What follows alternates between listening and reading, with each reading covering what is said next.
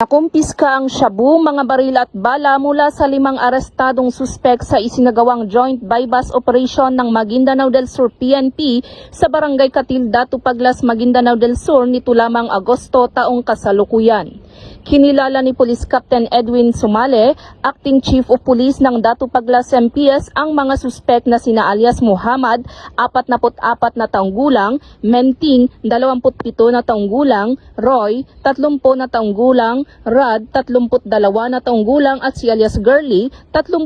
na taong gulang at pawang mga residente ng Maguindanao del Sur.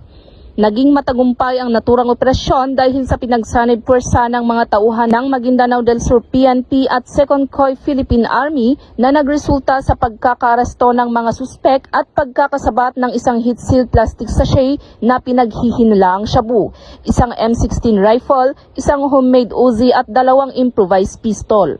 Ang mga suspek ay kasalukuyang nasa kustodiya ng Datupaglas MPS at nahaharap sa kasong paglabag sa kasong Section 21 ng RA 9165 o Comprehensive Dangerous Drugs Act of 2002 at RA 10591 o Comprehensive Firearms and Ammunition Regulations Act.